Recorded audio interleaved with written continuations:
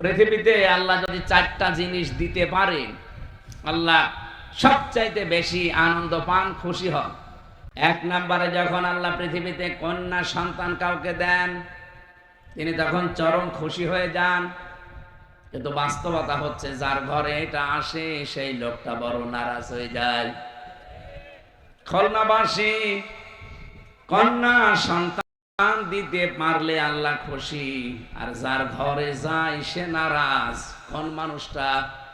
ওয়াইদা বুশিরা আহাদুহুম বিল উনসা যাল্লা ওয়াজহুহু মুসওয়াদ্দান ওয়া হুয়া কাযীম। সূরা নাহলের ভেতরে এসেছে, হে নবী, আপনি যখন তাদেরকে কন্যা সন্তান এই সুসংবাদ দিবেন, দেখবেন ওই মানুষগুলোর মুখ কালো হয়ে গেছে। সুতরাং কন্যা হয়েছে এই কথা শুনলে নারাজ হয় কাফেরেরা। কারা? আমাদের যাদের কন্যা আছে আপনি নির্দ্বিধায় বিশ্বাস করতে পারেন, একটা কন্যা যদি কারো বাড়িতে থাকে সে যেন বিশ্বাস করে আল্লাহ তাকে একটা জান্নাত বরাদ্দ দিয়ে দিয়েছে। এ পর্যন্ত শুনে জনকে দেখলাম 2 হাত তুলেছেন। এবার শোনেন বাস্তব। নবীজি বলেন, কোন বাড়িতে যদি একটা কন্যা সন্তান জন্মগ্রহণ করে, সঙ্গে সঙ্গে 4 জন রহমতের ফেরেশতা ওই ঘরে প্রবেশ করে। মেয়েটার মাথায় হাত দিতে দিতে বলে, এই দুর্বল দেহটা একটা দুর্বল দেহ থেকে বের হয়ে এসেছে।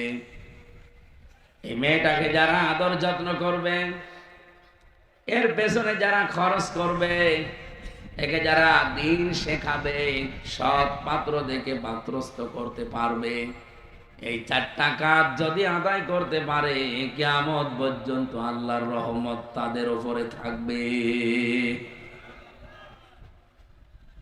আমার ভাইরা, ফেরেশতারা নিষ্পাপ। তারা যদি কোনো দোয়া করে, তাদের দোয়া কবুল হওয়ার সম্ভাবনা নেই। আরো জোরে বলেন, নেই। ওনাদের দোয়ার ভেতরে 2টা বিষয় আমি লক্ষ্য করলাম। ফেরেশতারা বলেছে, এই কন্যা সন্তানের উপরে যদি 4টা শর্ত কেউ আদায় করতে পারে, তাহলে কিয়ামত পর্যন্ত আল্লাহর রহমত ওই মা বাবার উপরে থাকবে। আপনি কন্যা হয়েছে বলে আনন্দ করবেন, এরকম কন্যা তো মুসিব জন্ম দিয়েছিল। কি হয়েছে? কন্যা হওয়ার পরে আপনাকে কাজ করা লাগবে কয়টা? আরো জোরে বলেন। 1 নম্বরে তাকে আপনি ভালোবাসবেন, মহব্বত করবেন।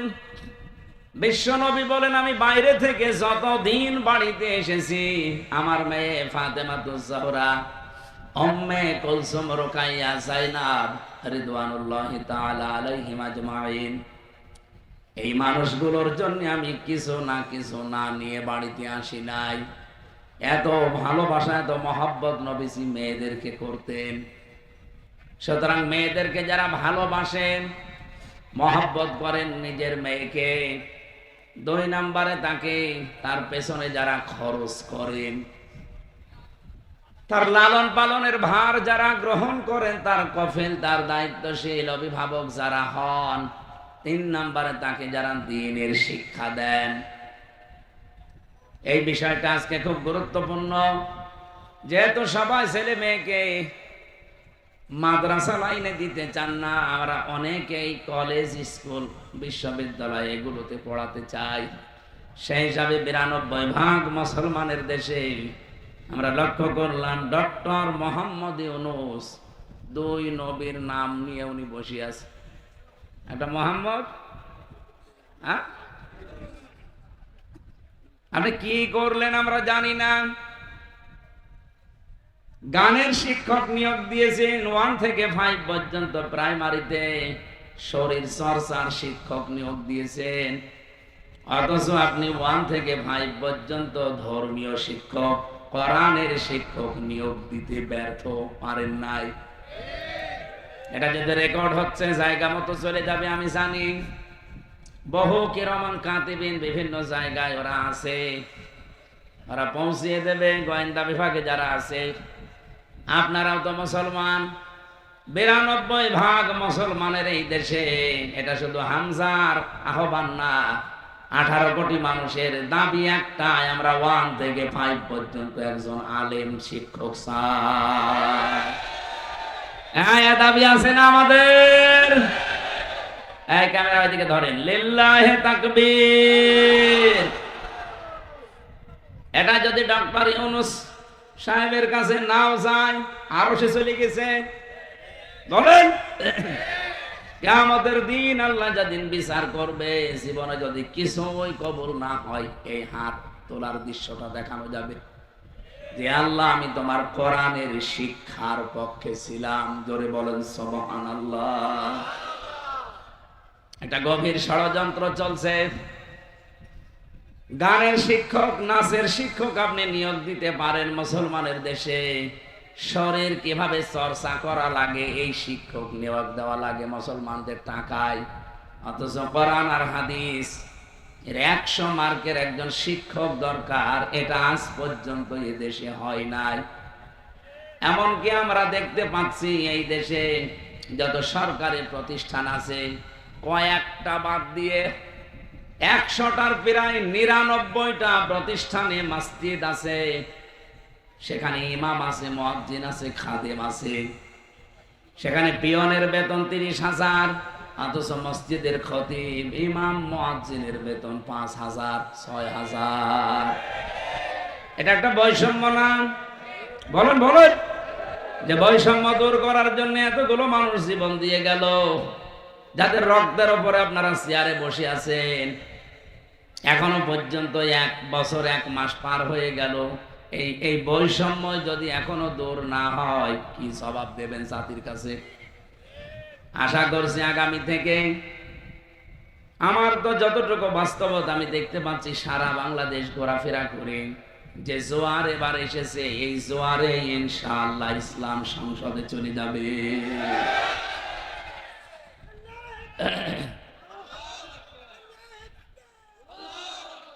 আল্লাহ রাব্বুল আলামিন ইসলামকে যদি এইবার সংসদ পর্যন্ত পৌঁছিয়ে দেয়, আমরা কথা দিতে পারি বাংলাদেশ জামাত ইসলামী থেকে সর্বপ্রথম কোরআনের যে নির্দেশ, ওই 4টা কাজ আগে আদায় করা হবে ইনশাআল্লাহ। আমি যতটুকু বিশ্বাস করি, এটা যদি সত্যি কায়েম হয়, এই 4টা কাজ যদি একটা একটা করে জারি হয়ে যায়, ইমাম সাহেব, মুয়াজ্জিন সাহেব, খতিব সাহেবদের এই যে আজ বৈষম্যের শিকার বানিয়ে রেখেছেন, এটা ইনশাআল্লাহ দূর হয়ে যাবে। বাইরের দেশগুলোতে যখন ঘোরাফেরা করি, হিন্দু রাষ্ট্র, পাশের দেশ প্রতিবেশী, এই যে কলকাতার দিকে তাকান, পশ্চিমবঙ্গের মমতা ব্যানার্জি একটা হিন্দু মহিলা, অথচ পরা পশ্চিমবঙ্গের মসজিদের ইমাম, খতিব, মুয়াজ্জিন, খাদেম এবং ঝাড়ুদার পর্যন্ত সব রাষ্ট্র থেকে তারা বেতন দিচ্ছে সরকারিভাবে। এতদিন যারা দায়িত্বে ছিলেন কি করেছেন আমি জানি না। শহীদ আল্লামা দেলাওয়ার হোসাইন সাইদি রহমতুল্লাহ আলাইহি, উনি একবার চেষ্টা চালিয়েছিলেন ইমামদের জন্যে, কিন্তু 100 জনের 51 জন না হলে তো পাস হয় না। এই জন্য আল্লাহর বান্দারে কথাটা পাস হয়নি। আমরা আগামী থেকে 300 এমপির ভেতরে এবার 151 জনকে এমন ভাবে পাঠাতে চাই, যারা কোরআনে কারিম বুকে নিয়ে সংসদে যাবে। এই বৈষম্য দূর করাই লাগবে ইনশাআল্লাহ। বলেন ইনশাআল্লাহ। দ্বীনের শিক্ষা এই জন্য খুব মারাত্মক, এটা দরকার। সেই সিস্টেম আপনারা বন্ধ করে দিয়েছেন।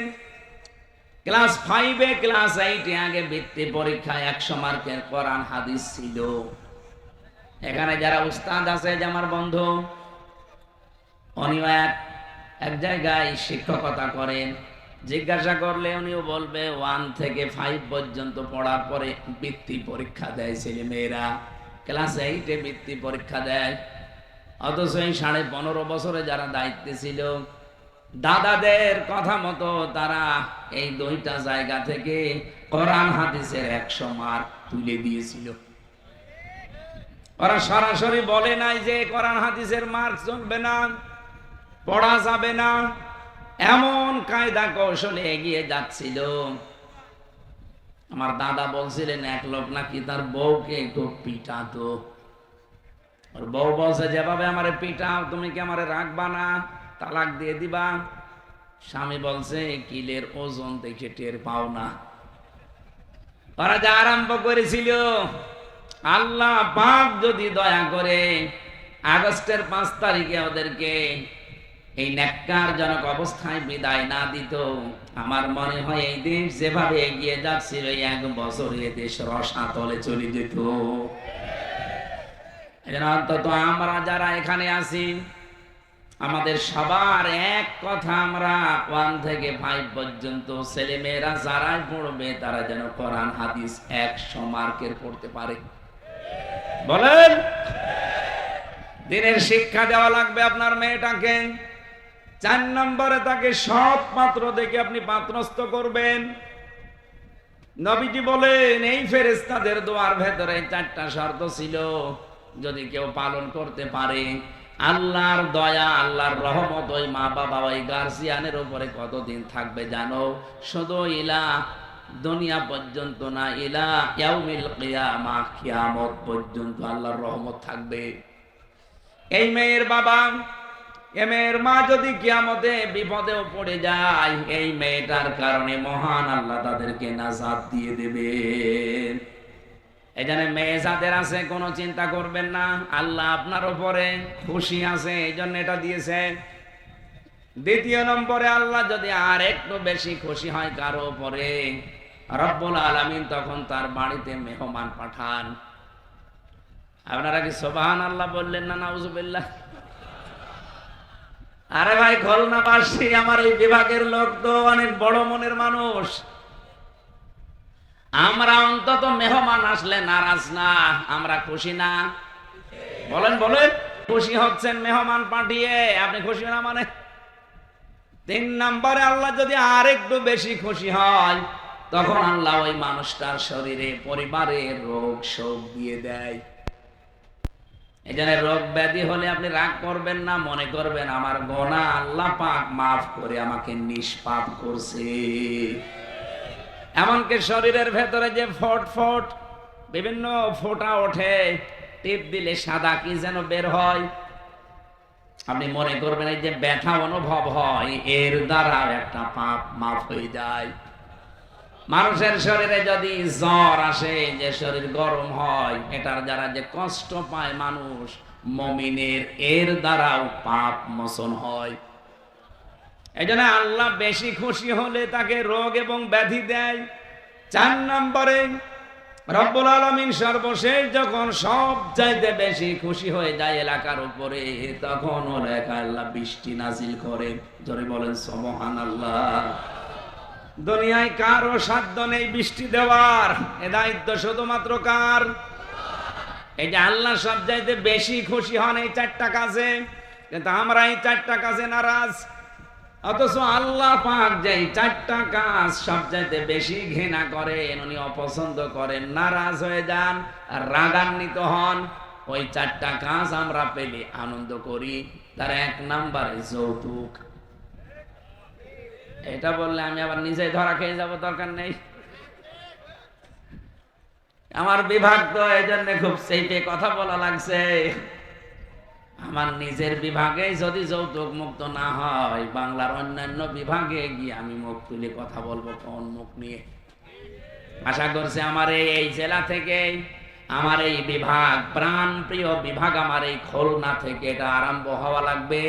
এই বিভাগে কোনো যৌতুক থাকবে না ইনশাআল্লাহ। যৌতুকের টাকা না নিয়ে পায়খানা করে খেয়ে ফেলবেন কি? আপনি হাসলেন মানে? আরে ভাই, পায়খানা খেলে মাত্র 1টা গুনাহ হবে, আর যৌতুকের টাকা যারা নিচ্ছেন ডবল গুনাহ হবে। 1 নম্বরে কবিরা গুনাহ, 2 নম্বরে জুলুমের গুনাহ। বের বাবার খুশি ছাড়া তার বাড়িতে বরযাত্রী খাওয়াচ্ছেন, এটা জায়েজ নেই। কারণ বরযাত্রী ইসলামে নেই, এটা হিন্দুদের সংস্কৃতি থেকে এসেছে। ইসলামে আছে অলিমা, কি আছে বলেন তো? এই অলিমা অনুষ্ঠান এটা কি ছেলের বাড়ি হয় না মেয়ের বাড়ি? অথচ আমাদের এই দেশে এখন অলিমার সিস্টেম নেই, আছে শুধু বরযাত্রী। তাও দু একজন পাঁচজন নিয়ে গেলে হয়, বিয়ে করতে যাচ্ছে ও সাথে করে নিয়ে যায় 500। এইরকম ফকির, এরকম ছোট লোক এই খুলনায় নেই। বরযাত্রী গিয়েছেন কারা কারা? হাত তোলেন তো। হাত তোমার লজ্জা করেন আপনার? আপনি মেয়ের বাড়িতে যেভাবে ফকিরের মতো আজকে থেকে তওবা করেন, জীবনে কোনোদিন বরযাত্রীর দাওয়াত পেলে যাব না। কে হাত তোলেন তো দেখি কারা যাবেন না বরযাত্রীতে? আমি বারবার এমনি বলছি না, আমার ছেলে নেই, আমার 3টা মেয়ে, আমার বিয়ে দেওয়া লাগবে না।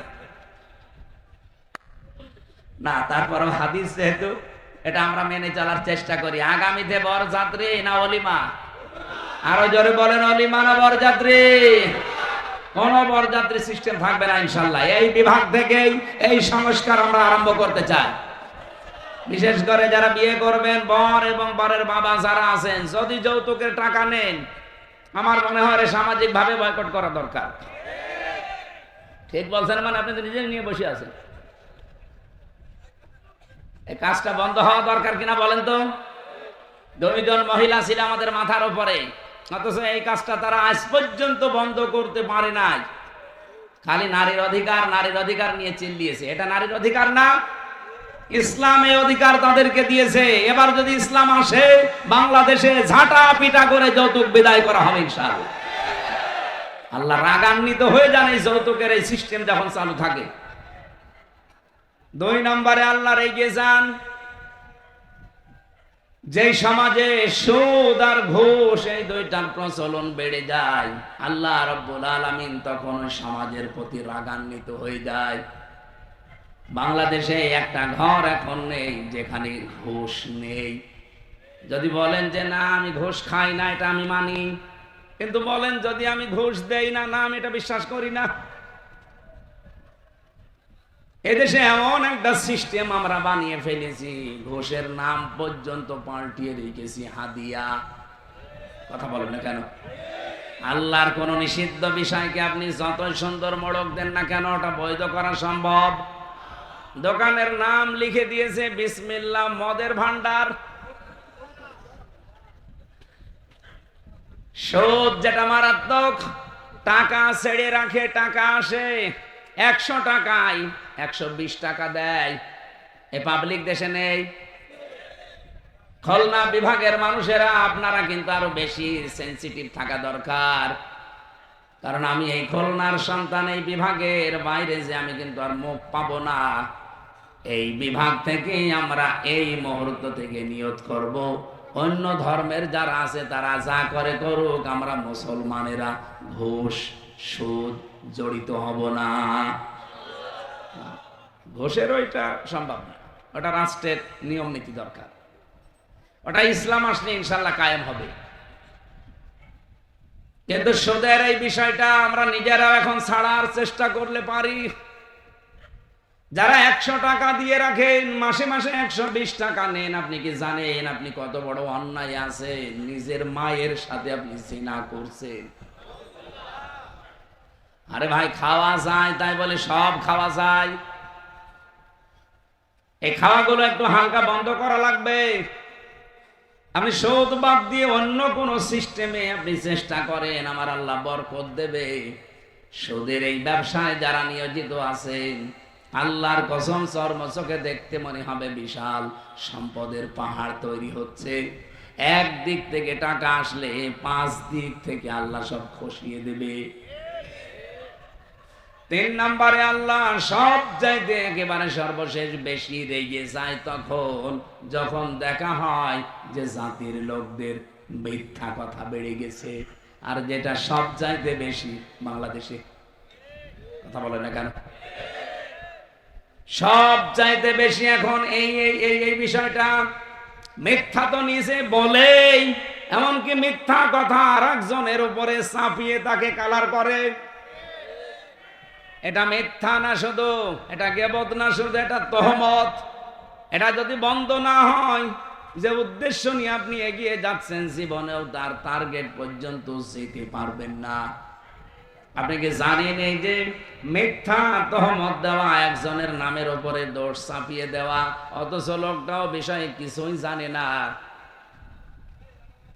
আমি একটা ঘটনা পড়ছিলাম, ইমাম মালিক রহমতুল্লাহ আলাইহি, তার জামানায় একজন মহিলা ইন্তেকালের পর প্রতিবেশী একজন মহিলা গেছে তার লাশ ধোয়াতে। ময়লা মাটি পরিষ্কার করার পরে যখন রানের উপরে হাত দিয়েছে, দেখে হাত আর খোলে না, আটকিয়ে গেছে। কে গো, হাত আর খোলে না, হাত টান দিলে লাশ উঠে পড়ে। এলাকার ইমাম সাহেব ফতোয়া দিচ্ছেন যে জীবিত মহিলার হাত তো নষ্ট করা যাবে না, এই মারা গেছে মেয়েটার ওই জায়গা থেকে রানের গোশত কেটে দেন। কিন্তু এই মৃত মহিলার যে স্বামী এবং সন্তান, তারা বলছে না, আমার স্ত্রী খুব নেককার মানুষ, আমার মা খুব নেককার মহিলা, তার এখন মারা গেছে, তার রানের চামড়া কাটবেন, আমরা মানতে পারি না, হবে না, এটা দরকার ওই জীবিত মহিলার হাত কেটে ফেলেন। ওরা বলছে, কি বলেন আপনারা, আমরা এসেছি আপনাদের উপকারের জন্য, আর এখন আমাদের হাত কাটবেন? এলাকার ইমাম সাহেবের ফতোয়া দিয়ে যখন হয়নি, তখন দেশের প্রধান বিচারপতি ইমাম মালিক, যে জায়গায় ঘটনা সেখান থেকে 80 কিলোমিটার দূরে মদিনায় তিনি প্রধান বিচারপতি, তাকে ঘোড়ায় চড়িয়ে নিয়ে আসা হচ্ছে, আপনি বিচার করেন। ইমাম মালিক ডাক দিয়ে বললেন, আল্লাহর বান্দি, পর্দা দিয়ে ঘিরে দেন, প্রশ্ন করব তারে তিনটা। এক নাম্বার, এই মেয়ে, এই মহিলার লাশ ধোয়ানোর সময় কোনো খারাপ কোনো চিন্তা ভাবনা, কোনো কাজ তোমার দ্বারা হয়েছে? মেয়েটা কাঁদতে কাঁদতে অস্থির, বলে, না, আমি অনেকক্ষণ এই হাত ধরে বসে আছি, আমার তো প্রাকৃতিক প্রয়োজন আছে, আমি যেতেও পারি না, মহা মুসিবতে আমি কিচ্ছু করি নাই। ইমাম মালিক বলে, আল্লাহর বান্দী, আমার কাছে কিন্তু কোরআন আর হাদিসের রাডার আছে, তুমি যদি সত্য কথা না বলো আমি কিন্তু ধরতে পারবো, সত্য কথা বলো। মেয়েটা বলছে, ইমাম, যা করেছি আমি এতটুকু বলতে পারি, বলো। এ মেয়েটার লাশ যখন ধোয়াচ্ছিলাম, পেটের ময়লাগুলো বের করে যখন আমি রানে হাত দিয়েছি, ওই সময় একটা খারাপ মন্তব্য তার উপরে নিক্ষেপ করেছিলাম। কি সেটা? কয়েকদিন আমি দেখলাম তার সাথে একটা গাড়িতে করে একটা যুবক ছেলে যাচ্ছে বাড়িতে। মনে মনে একটা ধারণা করেছিলাম ওই সময় যে তুমি তো ভালোই চলতে, কিন্তু দলে দলে তোমার চরিত্র এত খারাপ। এই কথাটা আমি মন থেকে তার উপরে নিক্ষেপ করেছিলাম, মুখ দিয়ে কথা আমি বলতেও ছিলাম। এরপরেই দেখি হঠাৎ আমার হাত আটকিয়ে গেছে, আর খোলে না। ইমাম মালিক বলে, হ্যাঁ, আমিও একটা ধারণায় ছিলাম, মান সালিমাল মুসলিমুনা মিন লিসানিহি ওয়া ইয়াদিহি, রাহু মুসলিম। হযরতে আবু হুরায়রা থেকে বর্ণিত, বিশ্ব নবী ১৫০০ বছর আগে জানিয়েছেন, এই পৃথিবীতে প্রকৃত মুসলমান তো তারা যাদের হাতের দ্বারা আর মুখের দ্বারা অন্য মুসলমান শান্তিতে থাকে। তুমি কোন কারণে এই ধারণায় মেয়েটার উপরে নিক্ষেপ করলে? তুমি কি জানো তার সাথে যে পুরুষ মানুষটা গাড়িতে যাচ্ছিল, এ পুরুষটা কে? পরবর্তীতে এই মহিলার স্বামী এবং সন্তানকে জিজ্ঞাসা করে যে অমুক দিনে যে পুরুষটা এই মেয়েটার সাথে ছিল, এটা কে? ওরা বলছে, এইটা এই মেয়েটার বোনের ছেলে, তার মানে সম্পর্কে খালা। কি হয় বলেন বলেন? একজন পুরুষের যে 14 জন মহিলার সাথে দেখা করা যায় যাচ্ছে, কথা বলা যায় যাচ্ছে যাদের সাথে, তার ভেতরে আপন খালা নেই? কথা বলেন না কেন? এখানে যারা পুরুষ আছেন, আপনি মহিলাদের সাথে কথা বলতে পারবেন, দেখা করতে পারবেন, কিন্তু 14 জন এর বাইরে যদি আপনি কারোর সাথে দুনিয়ায় কথা বলেন, আপনি যদি কাবার ইমামও হয়ে থাকেন, পর্দা রক্ষা করা লাগবে। কিন্তু এই 14 জন পুরুষের সাথে আপনার পর্দা করা দরকার নেই। তার ভেতরে 1 নম্বরে বাবা, এরপরে ছেলে, এরপরে বোনের ছেলে, এই যে এটা আবার আপন বোনের ছেলে হওয়া লাগবে, ওই নাম ডাকা খালা হবে না। বহু মানুষ আছে রিকশায়, দেখে দুইজন মহিলা রিকশায় উঠতেছে, একটা মুরব্বী একটা যুবতী, মনে মনে করে এটা হয়তো খালার মেয়ে হবে, কিছুই পরিচয় নেই, যে বলে খালা ভালো আছেন। এটাকে খালা বলা উদ্দেশ্য নাকি খালার মেয়ে টার্গেট? আপনি খালা বললে এটা আপন খালার সাথে পর্দা রক্ষা করা লাগে না, তার সাথে কথা বলা যায়, দেখা করা যায়। নাম ডাকা খালা, চাচাতো খালা, মামাতো খালা, এগুলো বাদ। অথচ বাংলাদেশে আপন খালার সাথে সম্পর্ক ঠিক নেই। কোথায়? যশোরে ধর্ম খালা পাতিয়েছে, বছরে 14 বার যাচ্ছে।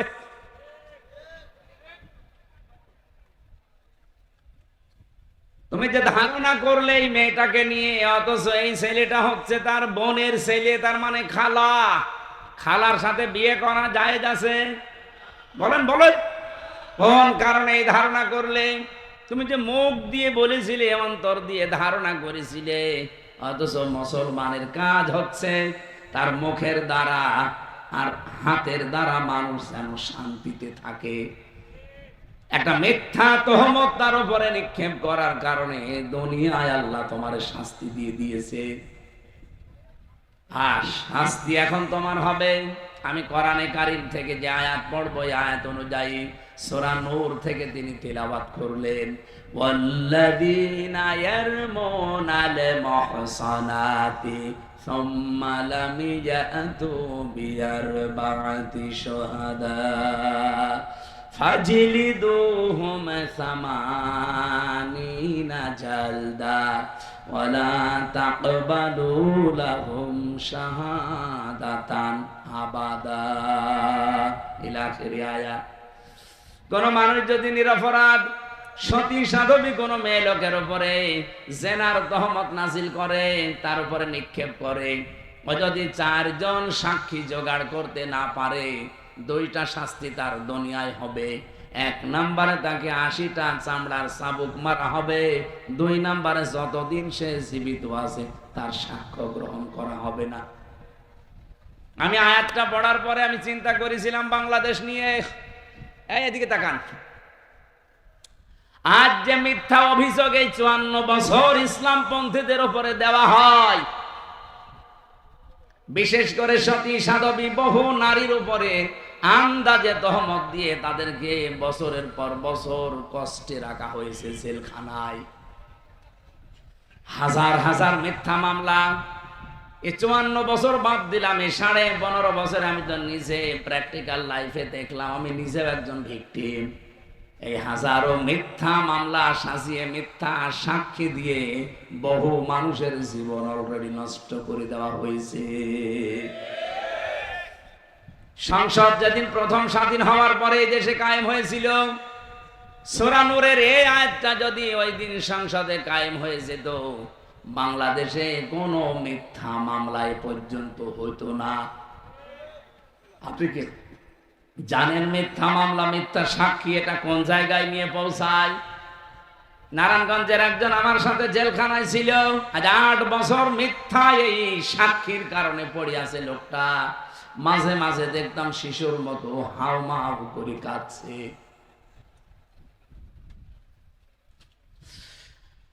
বাংলাদেশের মুসলমানেরা কান খাড়া করে শোনেন, এটা শুধু খুলনার জন্য বলছি না, সারা বাংলাদেশের জন্য। আগামীতে ইসলাম যদি চায় সত্যি, মিথ্যা মামলা মিথ্যা সাক্ষী চিরতরে বঙ্গোপসাগরে ঝাঁটা মেরে বিদায় করা হবে। আমরা তো চাই যারা মামলার আয়ু, আমার মামলার আয়ু ছিল আপনার এই খুলনা ফুলতলার। আল্লাহর ওলি আমার রিমান্ডে যেভাবে কষ্ট দিয়েছে, আমি কিয়ামত পর্যন্ত হায়াত পেলেও ভুলবো না। আমার মাথার চুল থেকে পায়ের তালু পর্যন্ত 1 ইঞ্চি জায়গা বাকি নেই যেখানে ওরা টর্চার করে নাই। শরীরটা আজ ভেঙে গেছে, আমি স্বাভাবিক এখন হতে পারি না শুধু রিমান্ডে অত্যাচারের কারণে। অথচ পোড়া ডাহা মিথ্যা জিনিস ওরা নিজেরাও জানতো। কাউন্টার টেররিজমে যারা দায়িত্বে ছিল গোপালগঞ্জের এই জারজ সন্তানগুলো, আসাদুজ্জামান, মনিরুল ইসলাম, আব্দুল মান্নান, আর আপনাদের খুলনায় বাড়ি শেখ ইমরান, ফুলতলায় বাড়ি। বাকি চিটাগাঙের আতিকুর রহমান ভইয়া, জাহিদ হোসেন, এরকম 12 জন আমার রিমান্ডে যেভাবে অত্যাচার করেছে মিথ্যা জিনিসের উপরে ভর করে, ওরা নিজেরাই এসে বলতো ওই মাটির নিচের ঘরে যে আপনার কোনো দোষ নেই, আমরা জানি। আপনি জানেন তো আমরা ছাড়েন না কেন? না, কিছু দেওয়া লাগবে না ভাই, নিয়ে যান, অন্য কাউকে দিয়ে দেন, আর এখানে আসবেন না। নিজে যেহেতু প্র্যাকটিক্যাল দেখেছি, এই জন্য আয়াতটা আমি এখানে সেট করলাম। এই মিথ্যা মামলা এবং মিথ্যা সাক্ষী যদি বাংলাদেশ থেকে বন্ধ করা যায়, আমার যতটুকু বাস্তবতায় জ্ঞান আমি দেখেছি, হাজারো মানুষ এই দেশে নিরাপদে চলতে পারবে। এখনো যারা আতঙ্কে আছেন যে মিথ্যা মামলা আমরাও খাই কিনা, মিথ্যা সাক্ষী আমাদের বিরুদ্ধেও জোগাড় হয় কিনা, বাঁচতে যদি চান আগামীতে ইসলামকে সংসদে পাঠান, নয়তো আবার গাড়া কলে পড়বেন। আমরা 15 বছর পড়েছিলাম, আপনিও পড়বেন। অন্য ধর্মের যারা আছে তারাও আতঙ্কে থাকে। আপনাদের হাতে পায়ে ধরে বলছি, এখনো বোঝার চেষ্টা করেন, ইসলাম ছাড়া নিরাপত্তা দেওয়ার অধিকার এই পৃথিবীতে কারো নেই। বহু মানুষ গলাবাজি করেছে, দাদাদের প্রেসক্রিপশন অনুযায়ী বহু মানুষ লাফিয়েছে, কিচ্ছু হয় নাই। ইসলামকে আপনি 5 বছর লাগবে না, 2 বছরের জন্য একটু এনে দেন। এই দেশে কোন ঔষধ কোন জায়গায় দেওয়া লাগবে ইসলাম ভালো করে জানে। এবার একটু এনে দেওয়া যাবে না? ইসলাম এবার সংসদে যাক, কারা চান দেখি? লিল্লাহে তাকবীর, লিল্লাহে তাকবীর।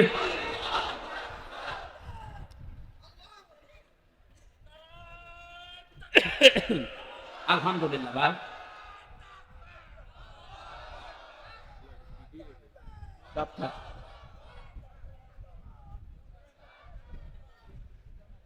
আমার মনে বড় আশা, আমি আল্লাহর ওলিকে দেখতে চাই, কিন্তু পাচ্ছি না।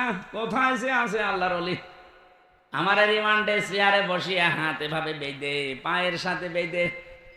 আমার আগে একজনকে নিয়ে যাচ্ছিল, ওনার বাড়ি চট্টগ্রামে, ছাত্র দলের ছেলেটা নিয়ে গেল, ভালো ছেলে। আসার সময় দেখি খোড়াতে খোড়াতে আসছে, হাতের এই নখ দিয়ে রক্ত পড়ছে।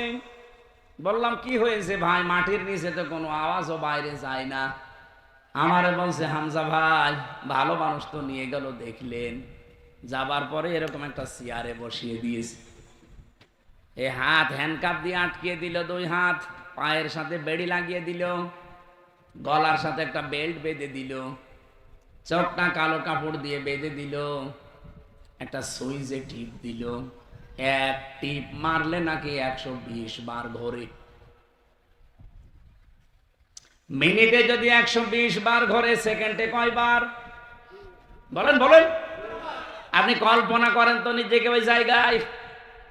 একটা মানুষ সব বাধা চেয়ারের ওপরে, 1 মিনিটে আপনি 120 বার ঘুরবেন। আমার মনে হয় চোখ খুলে দিলে আপনি দুনিয়া 10টা দেখতে পাবেন। হাতের নখের গুলোর দিকে তাকিয়ে দেখি একটা একটা করে প্লাস দিয়ে নখগুলো সব তুলে ফেলেছে। পায়ের দিকে তাকিয়ে দেখি রক্ত ঝরছে, একটা নখও নেই। ওর অপরাধ কি? অপরাধ এতটুকু যে ও বিএনপির ছাত্র দলের লোক।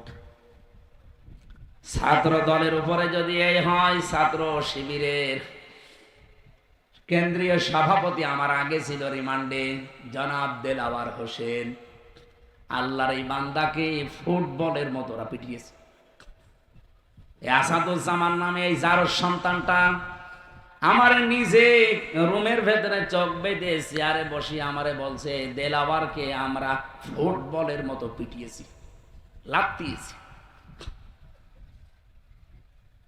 এই মিথ্যা সাক্ষীর কারণে, মিথ্যা মামলার কারণে হাজার হাজার মানুষ এই দেশ থেকে অন্যায় ভাবে বিদায় নিয়েছে, তার জীবনটাও নষ্ট হয়ে গেছে।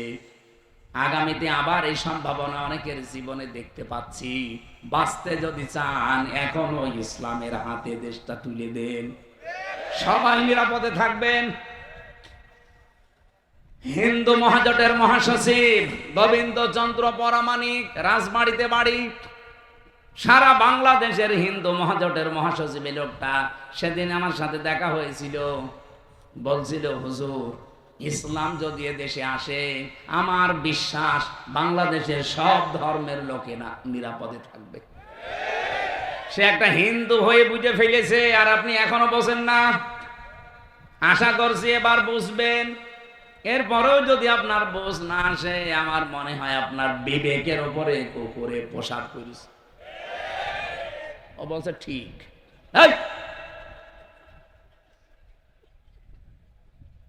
বিবেক কবে জাগ্রত হবে আপনার? ইমাম মালিক ডাক দিলেন, আল্লাহর বান্দি, সাক্ষী যেহেতু তোমার একটাও নেই, তুমি আন্দাজে ধারণা নিক্ষেপ করেছিলে জেনার, সুতরাং এখন তোমার 2 নম্বরে শাস্তি হবে। তোমার সাক্ষী জীবনে আর কোনো দিন গ্রহণ করা হবে না। আমার মনে হয় যারা মিথ্যা মামলা দেন, মিথ্যা সাক্ষী দেন, 3 বছর 5 বছর 10 বছর 15 বছর পরে মামলাটা খারিজ হয়ে যায়, কোনো প্রমাণ পায় না। এই যে আমার মামলাটা 3 বছর কোনোদিন জামিন দেয়নি, অথচ আগস্টের 5 তারিখের পরে মামলা শুধু তুলতে দেরি, শুধু জামিন না, জামিনও দিয়েছে, মামলা খারিজ করে দিয়েছে। আমি জিজ্ঞাসাও করেছিলাম জজ সাহেবকে যে আপনার কাছেই তো এই মামলা আসতো 3 বছর, তখন তো আপনি জামিন দিতেন না, এখন কি এমন পেলেন যে জামিন না খারিজ করে দিলেন?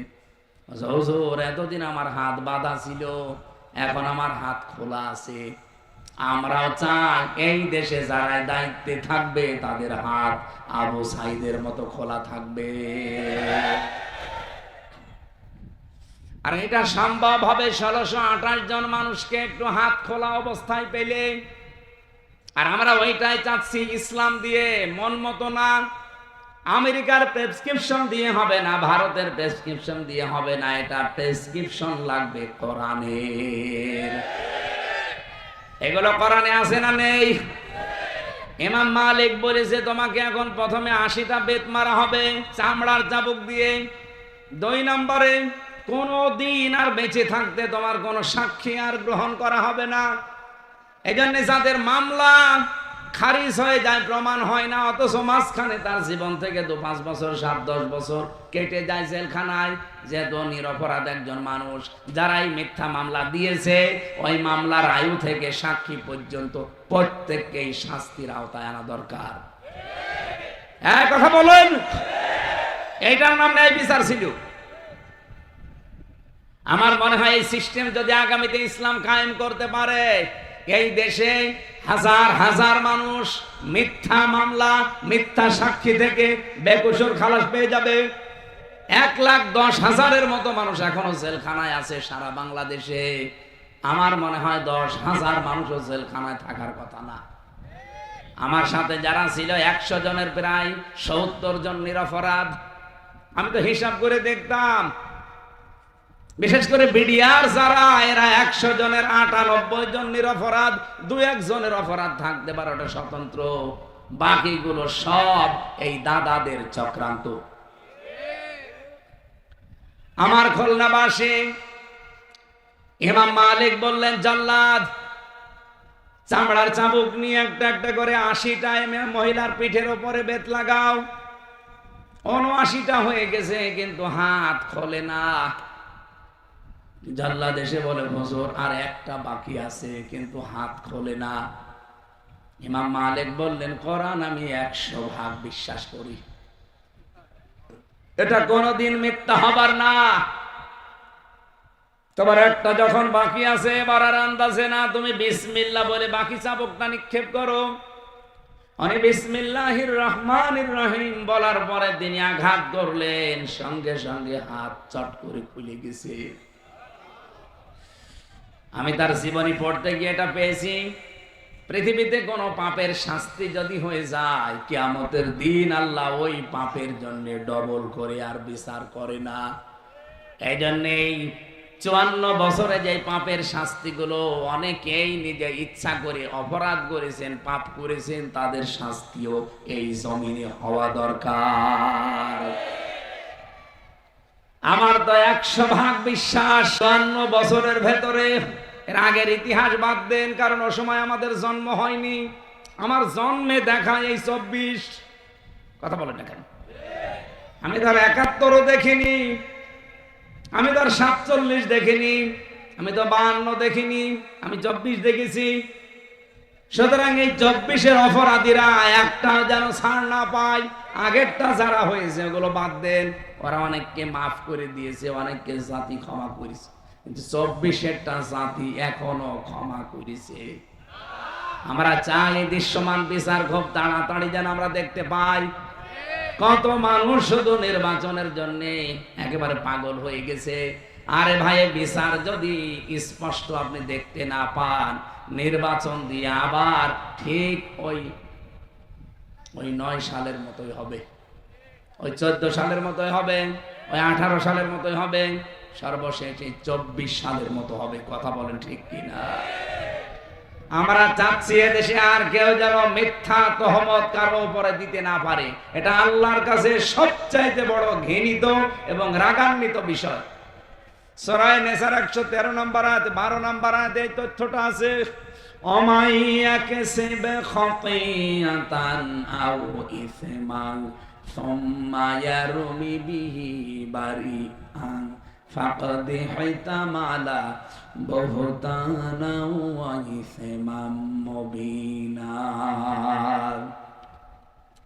রব্বুল আলামিন বলেন, বহু মানুষ এমন দুনিয়ায় আছে নিজে অন্যায় করে, আর কাজটা যখন হয়ে যায় তখন একটা নিরপরাধ মানুষের উপরে দোষটা চাপিয়ে নিজে সাদোষ আছে। এই চরিত্র বাংলাদেশে আছে না নেই? আপনি টের পাচ্ছেন না কত বড় অপরাধে আছেন? রাজনৈতিক প্রতিহিংসার কারণে আজ এটা বেশি করছে অনেকে। এই কথা বলে না কেন? রাজনৈতিক শুধু প্রতিহিংসার কারণে একজনকে কালার করার জন্য, ডাউন করার জন্য এমন এমন মিথ্যা তহমত তার উপরে চাপিয়ে দিচ্ছে যেটা শয়তান পর্যন্ত বিশ্বাস করে না।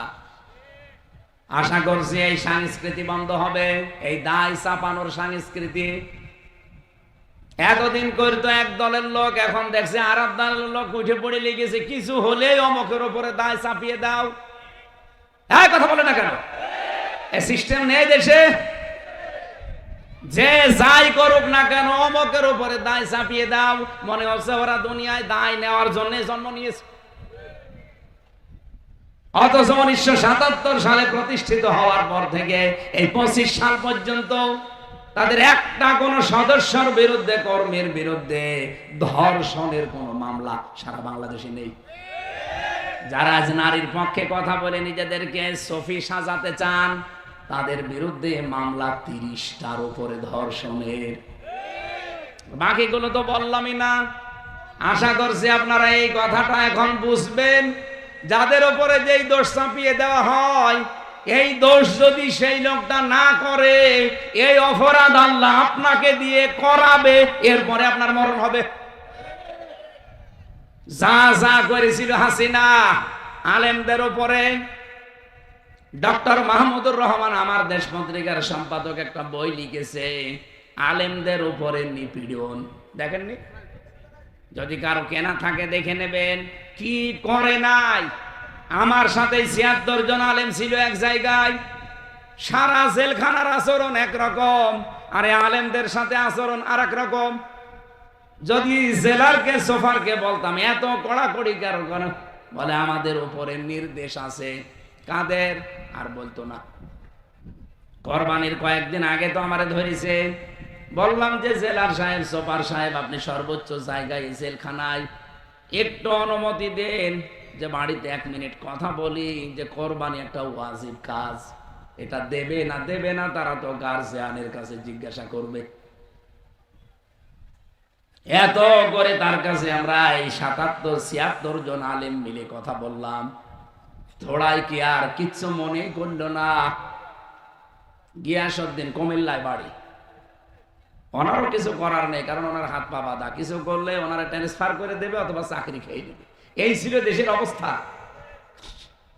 যা যা করেছিল আলেমদের উপরে, জনগণের উপরে, আল্লাহ সবগুলো এখন যারা ছিল তাদের উপরে চাপিয়ে দিয়েছে।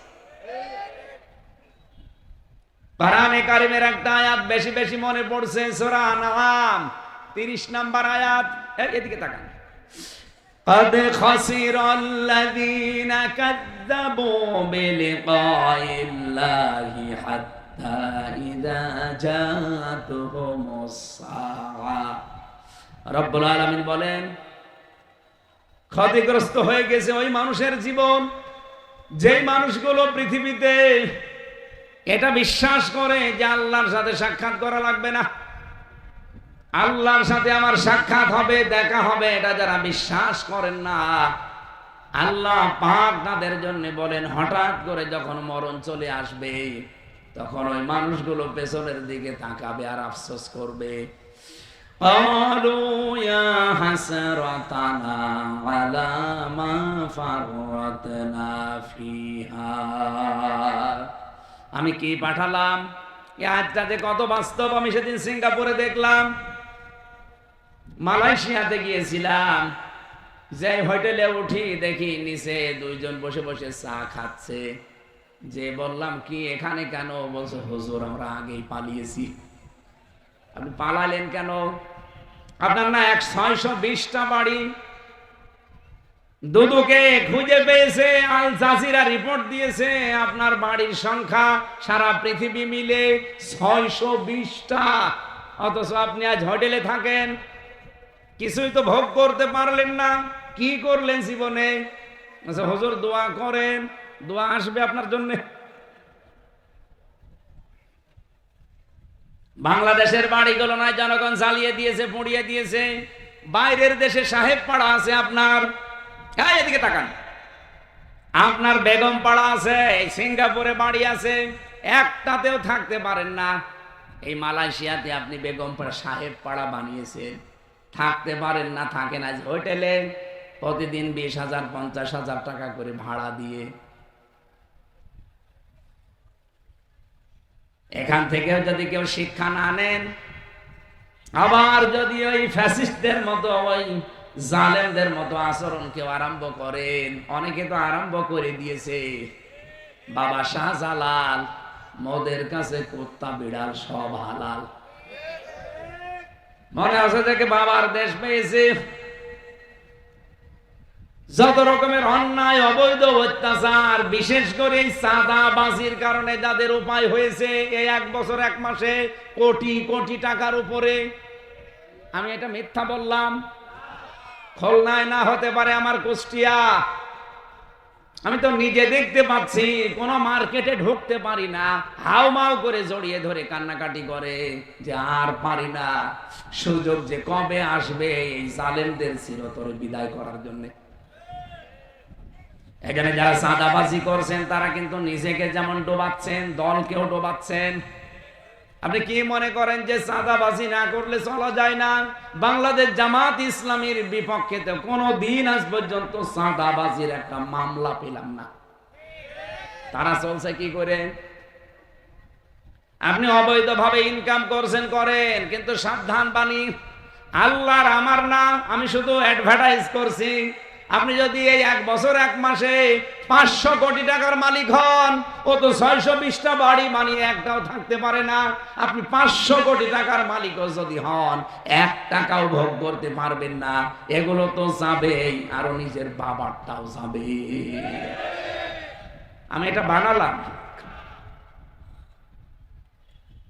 অহুম ইয়াহমিলুনা আওজারহুম আলা যুহুরিহিম। আল্লাহ পাক বলেন এই মানুষগুলো তাদের পাপের বোঝা পিঠের উপরে বহন করে নিয়ে যাচ্ছে, যাবে। আল্লাহ যদি এখানে ছাড় দিতেন আমি আয়াত পড়তাম না। আল্লাহ দিয়েছেন আওজার, এরপরে দিয়েছেন ইয়াহমিলুনা, এটা মোজারে, বর্তমান, ভবিষ্যৎ, প্রেজেন্ট, ফিউচার। সুতরাং যারা মানুষের সম্পদ আত্মসাৎ করা, ফাঁকি দিয়ে খাওয়া, অন্যায় ভাবে ঘুষ সুদের মাধ্যমে ভক্ষণ করা, চাঁদাবাজি করা, আপনি কি টের পাচ্ছেন কি হয়ে যাচ্ছে? কিয়ামতের ওই কঠিন ময়দানে আপনার পাপের বোঝা কিন্তু শুধু ওই 10 কেজি 20 কেজি থাকবে না, বাড়তেই থাকবে।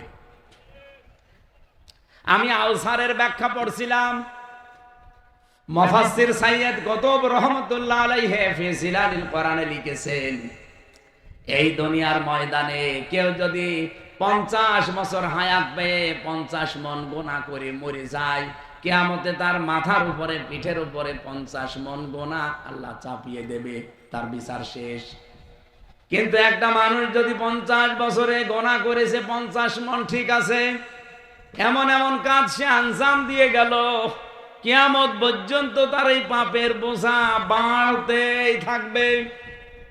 এমন গোনা দেশে নেই? বলেন বলেন। আপনি এমন একটা ছাত্র সংগঠন বানিয়ে গেলেন, আপনি মরে গেছেন, কিন্তু তারা তো থেমে নেই, তারা বিশ্বজিৎকেও ছাড়ে না। এরকম ছাত্র সংগঠন নেই? বিশ্বজিৎকে যে কুপিয়েছিল ওই ছেলেটা আমার সাথে জেলখানায় ছিল, শাওন, এই খুলনায় বাড়ি, কপিলমণি, কপিলমণি আছেন একটাকে যায়, ওই জায়গায় বাড়ি। কয়েকদিন আগে তার মা বাবা হাউমাউ করে কাঁদছিল, আমারে বলছে একটু দেখেন ছেলেটার কতদিন ছেলে থাকবে। এক বাবের এক ছেলে। আপনি মারা গেলেন, কিন্তু আপনার ছাত্র সংগঠন এমন, ওরা বসে নেই, ওরা মানুষকে কুপিয়ে মারে, ওরা পাথর দিয়ে মারে। আপনি মরে গেছেন 50 মন গোনা নিয়ে, আপনার এই দলীয় লোকজন যতদিন দুনিয়ায় টিকে থাকবে, ওরা যত অপরাধ করবে ফ্লাক্সি লোড হয়ে আপনার আমল নামায় যেতেই থাকবে। গোনা ছিল 50 মন, কিয়ামত আসতে আসতে গোনার পাল্লা হবে 500 মন। এই কথা বলেন। এরকম জীবন বাংলাদেশে কারো নেই। এতটুকু বলে আল্লাহ শেষ করেন, এর পরেরটা আর মারাত্মক। আল্লাহ পাক বলেন, আলা সামায়াসিরুন, এই মানুষগুলোকে কিয়ামতের ময়দানে যখন পাপের বোঝাগুলো একটার পরে একটা বাড়তেই থাকবে, 50 মন, 100 মন, 150 মন, 200 মন, 5000 মন যখন হয়ে যাবে পাহাড়ের মতো, ফেরেশতারা বলবে কত নিকৃষ্ট বোঝা এই লোকটা বহন করে নিয়ে যাচ্ছে। ও বাংলাদেশের রাজনৈতিক নেতারা, নিজেরা তো অপরাধ করছেন, এমনকি মানুষ দিয়ে যারা অপরাধ করাচ্ছেন, একটু বিবেকের কাছে প্রশ্ন করেন, আপনার গোনা 500 মন ছিল, কিয়ামতের দিন যদি 50,000 মন হয়ে যায়, ফেরেশতারা যদি দেখে বলে কত নিকৃষ্ট বোঝা এ নেতা বহন করে নিয়ে যাচ্ছে, ও লজ্জা রাখবেন কোথায়? আশা করছে আপনার বিবেকের উপর একটা ধাক্কা দেবে আয়াতটা। বাড়িতে যে সূরা আনামের এই 30 নম্বর আয়াত একটু ব্যাখ্যা সহ পড়েন, দেখবেন আপনি পরিবর্তন হতে পারবেন। কোরআনও যদি আপনার পরিবর্তন আনতে না পারে, আপনি বিশ্বাস করতে পারেন আপনার কপালে আর হেদায়েত নেই। কথা বলেন ঠিক কিনা? সুতরাং আল্লাহ যে 4টা কাজে সবচাইতে বেশি রাজি, আর যে 4টা কাজে সবচাইতে বেশি নারাজ, আল্লাহ আমাদেরকে এখান থেকে মাহফুজ রাখেন, বলেন আমিন। সূরা আনামের 50-51 নম্বর আয়াত রব্বুল আলামিন বলেন, আমাদের দেশের জন্য এটা এত জরুরি, আমি বিশ্বের যতগুলো দেশে গেছি, শুধু বাংলাদেশ আর ভারত, এই 2টা দেশে এই আয়াতটা আমার মনে হয় 100 ভাগ কার্যকর। আন্দাজে নবীর উপরে এমন এমন জিনিস চাপিয়ে তাকে আমরা আল্লাহর উপরে তুলে ফেলি। বিশেষ করে যে রবিউল আউয়ালে আমরা ঈদে মিলাদুন নবী বানিয়েছি, ঈদ মুসলমানদের জন্য 2টা, একটা ঈদুল ফিতর, ঈদুল আজহা, এর বাইরে মুসলমানের কোনো ঈদ নেই। কথা বলেন না কেন? সুতরাং ঈদে মিলাদুন নবী এই খুলনা বিভাগে পালন হয়েছে কিনা আমি জানি না, যদি হয় আগামী বছর থেকে আর হবে না ইনশাআল্লাহ, কারণ এটা সুস্পষ্ট বেদাত। আপনি কোথায় পেয়েছেন ভণ্ডামি? ঈদে মিলাদুন নবী নামে কোন ঈদ এই পৃথিবীতে আল্লাহর পক্ষ থেকে এসেছে? বলেন বলেন। আপনি আনন্দ করেন, রাসূল যেই দিন জন্ম নিয়েছিলেন তার শুকরিয়া আদায় করার জন্য ওই দিন উনি রোজা রাখতেন, আপনি রোজা রাখেন। আপনি 63 দিন ব্যাপী কি আরম্ভ করেছেন ঈদে মিলাদুন নবীর নামে, অথচ মিলাদ নামে যেটা আমাদের দেশে আছে এইটাও যদি আমরা হালকা মানতাম। আমি তো 27টা শিক্ষা পেয়েছি, একটা শিক্ষাও বাংলাদেশের মানুষ নেয় না। সিরাত ইবনে হিশাম থেকে বলছি, বিশ্ব নবীকে আমরা যেগুলো যেগুলো বলতে চাই, আল্লাহ বলেন নবী আপনি বলেন ওগুলো একটা আমি না। কুল্লা আকুলু লাকুম ইনদি খাযাইনুল্লাহ, নবী আপনি বলেন আমি এ কথা বলি না যে আল্লাহর ধন ভান্ডার আমার কাছে আছে। ওয়ালা আলামুল গায়বা, আমি এ কথাও বলি না যে আমি গায়েব জানি। ওয়ালা আকুলু লাকুম ইন্নী মালাক, আমি এ কথাও বলি না যে আমি ফেরেশতা। আমি কি বলি? ইনাত্তাবিউ ইল্লা মা ইউহা ইলাইয়া, আমার প্রতি যেটা নাজিল হয় ওইটা শুধু আমি অনুসরণ করি। কুল হাল ইয়াস্তাবিল আমা ওয়াল বাসীর, যারা চক্ষুষ্মান যারা অন্ধ এরা কি সমান? আফালা তাতাফাক্কারুন, এরপরেও কি চিন্তা করবা না? কি বলছেন বলেন বলেন, কি মারাত্মক কথা! আফালা তাতাফাক্কারুন, আল্লাহ আফসোস করছেন, এরপরেও কি তোমাদের চিন্তা আসবে না? ওয়াংদির বিহিল্লাযিনা ইয়াখাফুনা আইয়ুহশারু ইলা রাব্বিহিম, হে নবী এই কোরআন দিয়ে যে মানুষগুলো আল্লাহর সামনে হাসর করা লাগবে এই ভয় করে তাদেরকে সতর্ক করেন। মিন দুনিহি ওয়ালিয়্যুন ওয়ালা শাফি', কিয়ামতের ময়দানে আল্লাহ পাক ছাড়া কোনো অভিভাবক কোনো সুপারিশকারী কারো পক্ষে থাকবে না, এটা যেন মানুষ সতর্ক হয়। আফালা ইয়াত্তাকুন, এরপরেও কি তারা সতর্ক হবে? আশা করছে তারা সতর্ক হবে। এ পর্যন্ত আমাদের মাতৃভাষায় অর্থ ছিল, এবার আমরা একটু ব্যাখ্যার দিকে যেতে চাচ্ছি। মূল শিক্ষাটা আমি শেষে দেব ইনশাআল্লাহ। খুলনাবাসী, আমি যেটা আয়াত থেকে প্রমাণ পেয়েছি, আজ বাংলাদেশ ভারতে পাকিস্তানে নবীকে নিয়ে আমরা যেটা বলতে চাই, অথচ নবীজিকে আল্লাহ বলেন এগুলো বলেন আপনি যেগুলো আমি একটাও না। নবী যদি খাজানার ভান্ডার তার কাছে না থাকে, কত পীরের কাছে আজ খাজানার ভান্ডার আছে বলে আমরা বিশ্বাস করি অলরেডি। কথা বলেন, বলে কেউ ফেরে না খালি হাতে, খাজারে তোর দরবারেতে। নবীজিকে বলতে বললেন আল্লাহ যে আমার কাছে ধন ভান্ডার নেই, আল্লাহর খাজানা নেই। নবীর কাছে না থাকলে পীরের কাছে থাকে কোন কায়দায়? হে নবী বলেন আমি গায়েব জানি না, অথচ আজ কত জায়গায় দেখতে পায় গায়েব না, 100 বছর পরে কি হবে তাও বলে দিচ্ছে। হে নবী আপনি বলেন আমি কিন্তু ফেরেশতাও না, আমি তোমাদের মতো মানুষ, অথচ সেখানে আজ আমরা নবীকে ফেরেশতাদের উপরে তুলে ফেলেছি। ফেরেশতারা কিসের তৈরি বলেন তো? বলেন বলেন। অনেকেই নবীকে নূরের তৈরি বানিয়ে মাটির তৈরি এ কথা বলতে নারাজ, অথচ কোরআনে কারীম জানিয়েছে কুলিন্নামা আনা বাশারুম মিসলুকুম, নবী আপনি বলেন আমি তোমাদের মতো মানুষ। এই যে ইন্নার পরে যদি মা আসে, আলেম যারা আছে জিজ্ঞাসা করেন বাংলা অর্থ দাঁড়ায় একমাত্র, কেবলমাত্র, শুধুমাত্র। আল্লাহ পাক বলেন নবী আপনি বলেন আমি কিন্তু শুধুমাত্র তোমাদের মতো মানুষ। পার্থক্য আছে, ইউহা ইলাইয়া, আমার প্রতি ওহী আসে, তোমাদের প্রতি আসে না, এইটাই পার্থক্য। সুতরাং আজ নবীকে নিয়ে যা উল্টা পাল্টা করছেন, গরম সন্ন্যের নামে, ঠান্ডা সন্ন্যের নামে বিভিন্ন নাম নিয়ে, আশা করছি আপনারা থামবেন। বিবেকে যদি আপনার কাজ না করে আপনি মুসলমান থেকে বের হয়ে যান, তাও নবীকে নিয়ে উল্টা পাল্টা কাজ করে ক্ষতি করেন না ইসলামের। বাইরে যাওয়া যায় না, বাইরের দেশের মানুষগুলো আমাদের এই দৃশ্য দেখে তারা হাসাহাসি করে, এই ইসলাম, এই পাগলামি ধর্ম ইসলাম।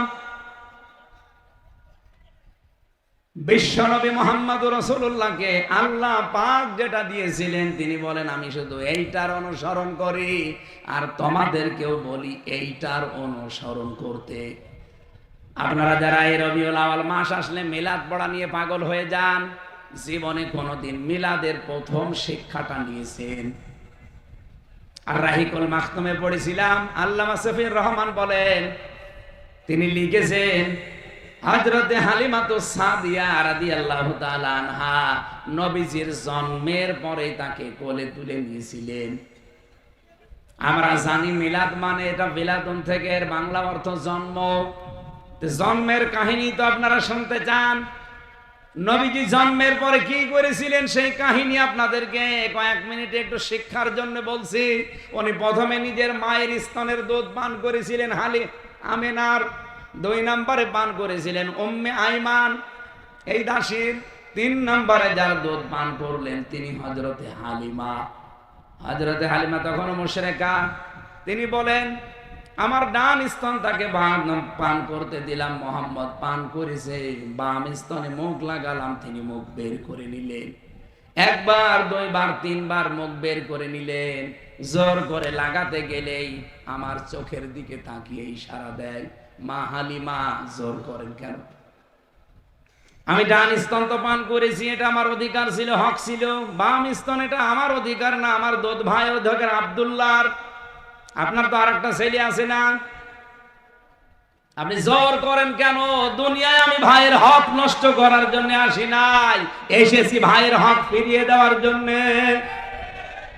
খুলনাবাসী এই রবিউল আউয়ালে জন্ম নিয়ে যেই নবী মায়ের কোলে বসে ভাইয়ের হক নষ্ট করে না, ফিরিয়ে দেয়, সেই রবিউল আউয়াল এসেছে, অথচ আমরা তার উম্মত। দিন যত যায়, যত বড় হয়, আমরা ভাইয়ের হক নষ্ট করার জম হয়। কি মিলাদ পড়েন আপনি? মিলাদের এরকম 27টা শিক্ষা পেয়েছি, একটাও নেয় না, শুধু আন্দাজে মিলাদ পড়ে, ইয়া নবী। এগুলো বাদ দেওয়া লাগবে। আমি সতর্ক করছি আপনাদেরকে কোরআন দিয়ে, আনদির বিহিল্লাদিনা, কেন? এখাফুনা আইয়ুহশারু ইলা রাব্বিহিম, কারণ আপনারা সবাই আল্লাহর সামনে দাঁড়াবেন, এই ভয় করেন না? করেন না?